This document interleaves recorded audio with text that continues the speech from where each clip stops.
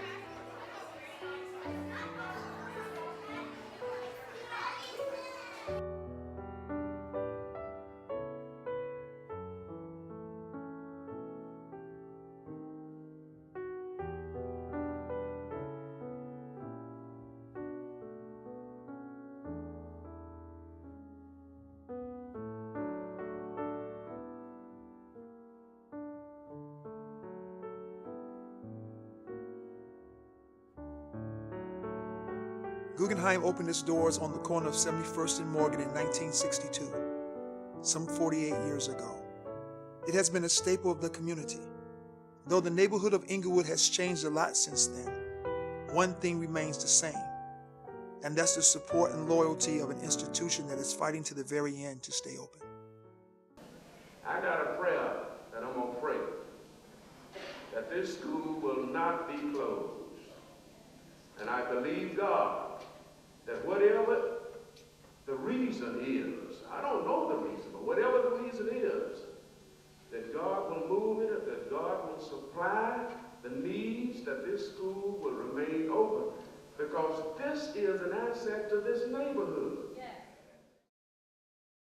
On the evening of February 3rd, 2010, the night of the CPS board hearing, I walked the hallways of my former school, greeted by respectful smiles from everyone associated. The gymnasium was empty, and I wondered if I were in the correct place.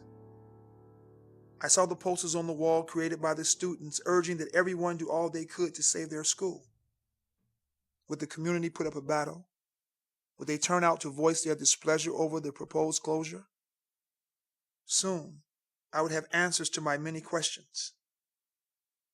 One by one they came, parents and grandparents, current students and alumni, principals, teachers, and staff covering many years of service. What was once an empty place is now standing room only. Guggenheim, like an underdog in a heavyweight championship bout, was ready.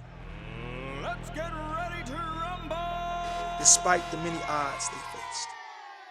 In speaking with many parents, they voiced concern over appointed moderator Fred Bates, who had previously stopped a similar hearing at Curtis Elementary School when frustrated parents showed their displeasure.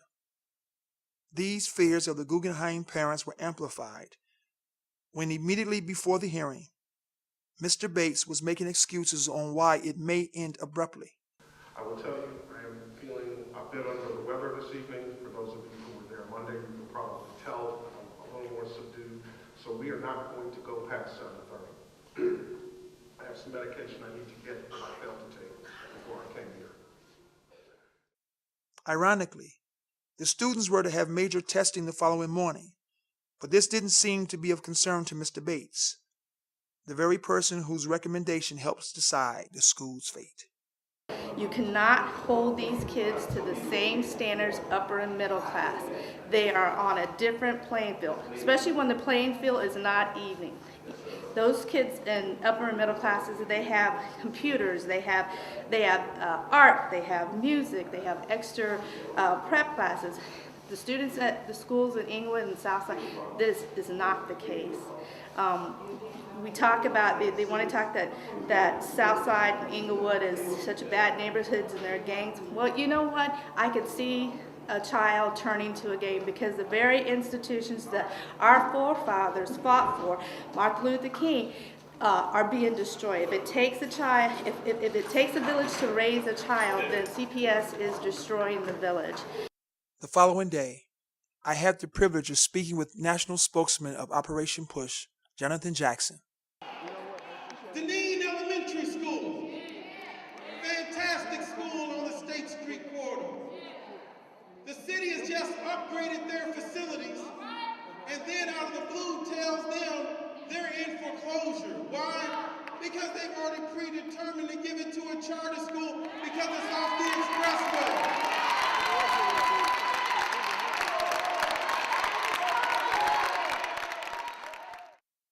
And Dr. Nancy Ellis, former principal and school teacher of Guggenheim. My best emotion is sadness for the kids. Sadness for the kids. I can feel that their agony and their pain. And just anger. You know, just anger that people have such disregard for black kids. And I've witnessed it all my life. But just the blatant disregard that I see in this whole scenario just angers me. The fact that they would make the pronouncement a week before standardized testing just angers me so much. And the fact that they would say such hurtful things to those young people about their school. Guggenheim's math score is 55%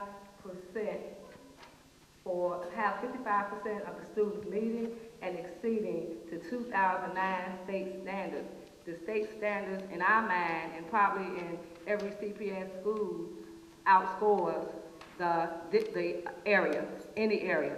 While Hinton's math score is 56.4% for students meeting and exceeding the state standards.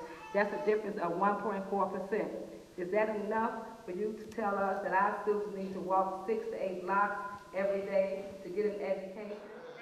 Guggenheim Elementary, when you decide to give them a test score, I would like to see the rubrics and the matrix you use, since you want to use the language downtown, on how you measure the performance of a school that has 25 children that show up every day that, according to the Department of Education's numbers, are technically homeless.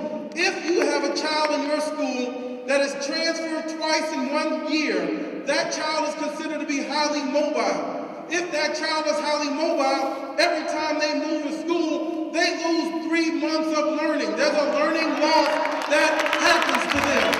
By state law, when you have a child to show up at the school because the mother and father may be together, may now be separated, may have to stay with aunt, may have to stay with niece, may have to stay with brother or sister, these teachers have to educate that child and test them on the same day as the school system you're comparing them to, where the children have their own rooms, own laptops, and everything else. It has been said that a child shall lead them.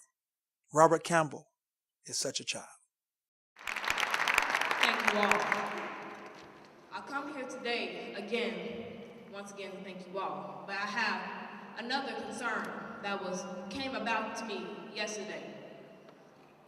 You see, my cousin Timothy Woody, in his area, if Guggenheim closes, will have no transportation. I'm gonna have to walk 7 or 8 blocks, or maybe even more, to get to Hinton or Altgeld. You will have to walk by foot, and maybe pointing east, pointing south, pointing north and west. There'll be danger, but not just him, not just for me, but for all of us to come. From gang members to just dangerous muggers. There'll be danger. And I feel that CPS will not have the power nor the time to help us. Now, does that sound fair to you all? Does that sound fair to any of you? I didn't think so either, for it does not sound fair to me. I'm prepared to fight back for as long as I can. We have confronted CPS twice, and we have stated our case twice. Myself, I'll face them. They have used their numbers and their words, but I have something for them. Those are their 2 resources. My only resource is my words, and I'm using them as powerful as I can. And I will not stop. We can have 1 million more confrontations with them, but guess what? 99 and I mean 99% of those victories will be Guggenheim's. They will not go any less, not 98, not 97. And this one resource, I must tell you all, it wasn't just something that was just brought about.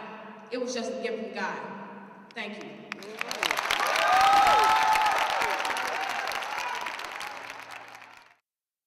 As a result of this public outcry and community effort, Guggenheim has won its battle and will remain open. However, the greater struggle is not over. Other schools in the Chicago public school system are facing the same terrible fate. So it is important that every community, including all its residents, faculty, and even politicians, join forces and play an active role in saving the schools in their district. Among those who appeared on the school's behalf were current students, former alumni, the city alderman, a neighborhood pastor, and a community activist.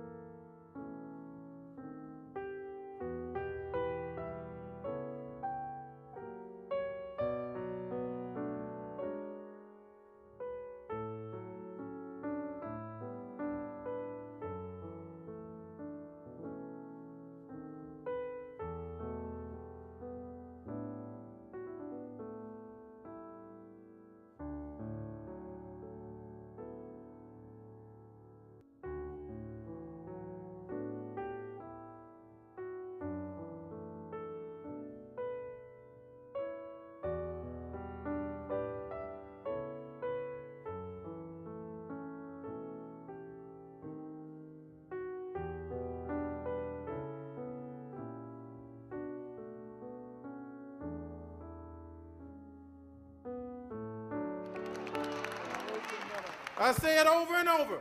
We don't have problem children. We have children with problems. God is going to look to us and hold us accountable for what's happening with these children.